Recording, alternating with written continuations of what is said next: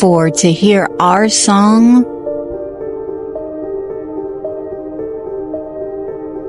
it is welcomed by all of the tribes.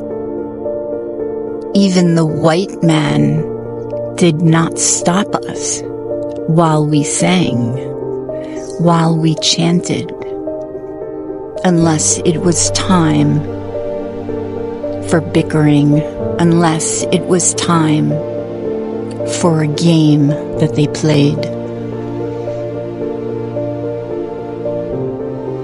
This was relief from the games the white man played.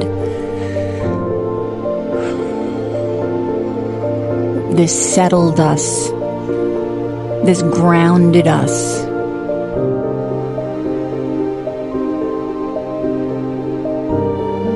Our future dependent upon our spirit that was weary, that was wiped from the white man.